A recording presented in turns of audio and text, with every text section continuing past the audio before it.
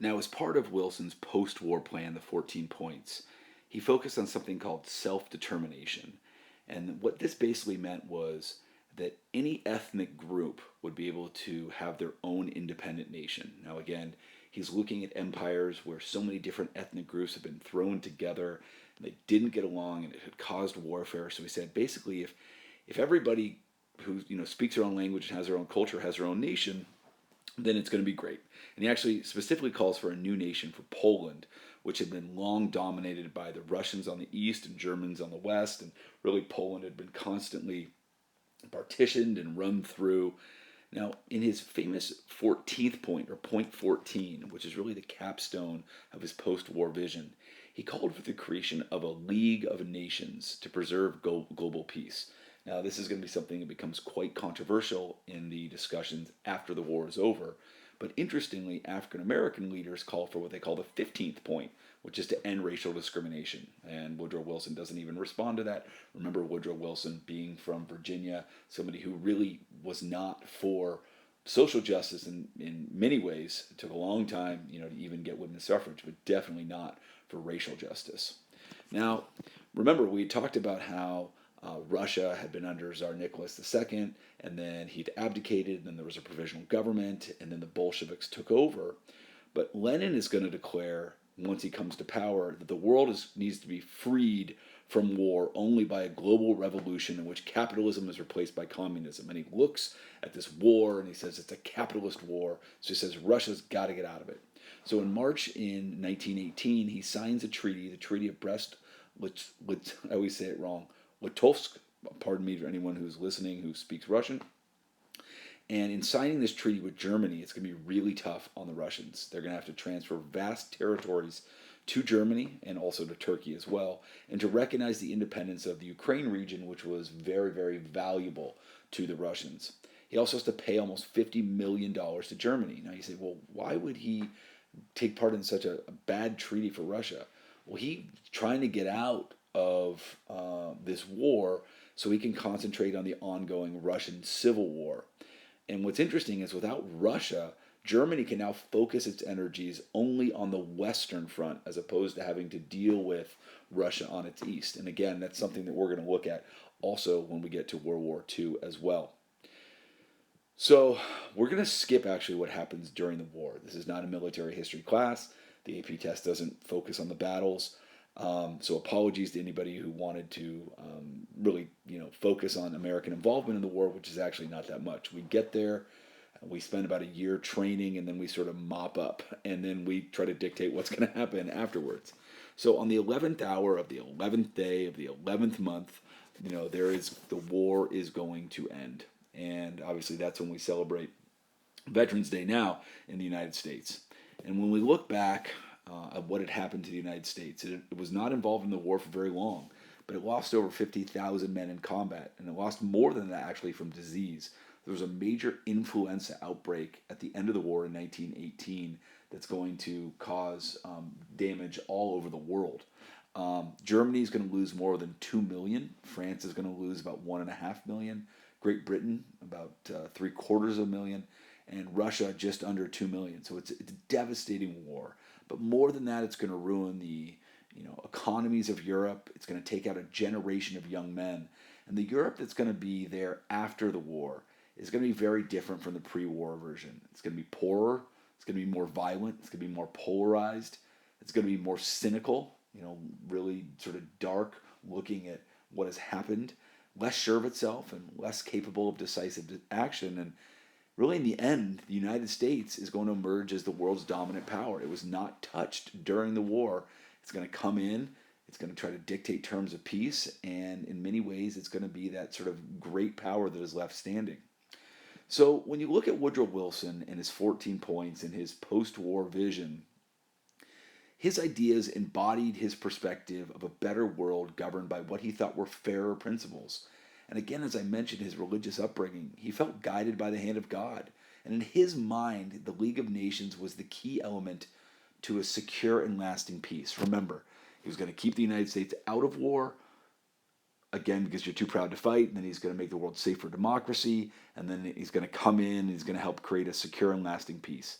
And he basically warns the other diplomats that are gathering there that if they don't follow his plan, there might be another war within a generation. And, as much as we think of him as this sort of moralist, idealist, and really intractable and stubborn, he's right. He's absolutely right that it does happen. Now, when we look at what missteps Wilson took, we've got to think, like, man, could it have gone differently if he would have just not been so stubborn? So, against the advice of his staff and other European leaders, he decided to attend the Paris Peace Conference that was opening at the beginning of January in 1919. Now, never before had an American president left the United States for so long. He's going to be gone for half a year, and he really loses touch with political developments at home during his time away. Now, famously, in the elections for Congress, again, it was not a presidential election. You have 1916 and the 1920, but in November 1918, right as the war is ending, he goes around and tries to urge voters to elect a Democratic Congress, really as a sign of the approval of his policies in handling the war and really support of what he's going to do in terms of peacetime. Now, similar to Andrew Johnson, who did his infamous swing around the circle in 1866, where he looked like just a drunken mess and really helped the radical Republicans come into power, Wilson's Democrats lose both houses of Congress. And you say, well, what's the big deal? Well, in this case, it's a really bad omen for his peacekeeping efforts, because any treaty that the war is going to end up in, this Treaty of Versailles, has to be approved by 2/3 of the Senate that are now controlled by Republicans. So in his effort to try to get Democrats elected, he actually turned people off. They elected Republicans, who in turn are going to reject his plan in the end. Now, you also have to understand, relative to Republicans, that the Republicans are now in power, particularly in the Senate, particularly at the head of the Foreign Relations Committee, which really is important in terms of understanding war and its aftermath. And Wilson is going to refuse to appoint a prominent Republican to come to the peace conference. He was urged to either appoint TR or Henry Cabot Lodge, who was his arch enemy and the leading Republican in Congress, but by doing so, truly pisses off the Republicans even more. Now, the European leaders look at Woodrow Wilson, who goes to London, goes to Paris, goes to Rome. He is hailed as a hero. There is hysteria. People are treating him like he is God on earth, which only serves to make him believe that everything he's doing is directed by God, and he's going to, this savior complex that he has. And he's even more determined than ever after receiving this, raucous attention to shape a peace treaty that he thinks is based on justice, fairness, and self-determination. The European people love him, but the European leaders don't. They don't share his lofty ideals nor his goals, because at the end of the day, their people died in Europe. Their Europe is destroyed, and it looks like he's just coming in and grandstanding. And they resented his effort to forge a peace settlement modeled on American values, one that he didn't even consult them on. So here he was with, the inquiry coming up with this plan that they never even got consulted on. So you've got at this Paris Peace Conference, you got the big four. So you got Wilson, you got the British Prime Minister David Lloyd George, you have the French Premier George Clemenceau, and you have the Italian Prime Minister Vittorio Orlando. And yes, I know that we had Italy on the side of the Central Powers, but now they're going to be negotiating on the side of the Allies. So Wilson comes in and he's got to get his League of Nations. I mean, to him, that is everything. So he feels that a world peace organization like the League would abolish war by settling international disputes and mobilizing united action against aggressors. You would have what is called collective action against people that are starting war. So Article X of the Charter of the League of Nations would allow member nations to impose military and economic sanctions against military aggressors. Again, it would be this collective security organization that would allow people to really punish people who are trying to start war. And to Wilson, this whole idea of the League would have such a moral influence that it would make military actions to preserve peace unnecessary. So basically, it's like, because we're so focused on peace, we can create peace as opposed to actually having to ever fight war to create peace. Now, he presents the final draft of the League Covenant and leaves Paris to come home for 10 days. Well, when he gets home, he's just attacked by the Republicans. Teddy, who again is not involved in government, but is still, speaks for many and is still very popular, says that the League would revive German nationalism. And in fact, Teddy is quite right. And Henry Cabot Lodge, who's chair of the Senate Foreign Relations Committee, says, listen, I don't think you understand something.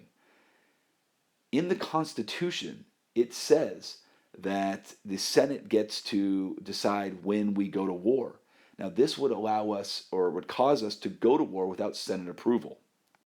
So after all the Republican objections, Wilson goes back to Paris in the spring of 1919, and he's totally lost leverage because Britain and France look at him and they say, it's really not clear that the U.S. Senate's going to even approve any treaty. And so as a result, Wilson is forced to concede on many issues that he didn't want to concede on. In terms of territory, the French demand that Germany transfer vast amounts of territory on its west and actually to Poland on its east and north. So again, Wilson didn't want all this land being divided up, but he's got to concede on that. His major policy of self-determination, where every ethnic group would be allowed to form its own nation, other European countries weren't going to go for that. Now, in terms of reparations, that means actually having to pay somebody back. Germany and France was where most of the war was fought, they wanted Germany to pay the entire financial costs of the war, including veterans' pensions. And again, they said, you know what? Germany's guilty. Germany started the war, although technically it all started with Austria-Hungary, but Germany was the aggressor. And they say, we want you to pay what's known as this war guilt clause, $30 billion. And Wilson is opposed to reparations, but he ultimately agrees to it. And in the end, when we look back, this war guilt clause so offended Germany and in some ways caused such major financial problems that it becomes a major factor in the rise of the Nazi Party in the 1920s. And obviously we know what happens to that in the 1930s and 40s. Now, when Wilson's back at home in the summer of 1919, he's desperately trying to get this treaty passed. And he knows there's major Republican opposition, and again, the Republicans control Congress. And he's not willing to make any changes on it. So he wants his treaty passed, and he realizes that Republicans are in Congress, but he's not going to make any changes to it. So he goes to the Senate, and that's the first time a president has ever gone there. Again, technically the Senate is controlled by the vice president, and he delivers the treaty himself to be voted on.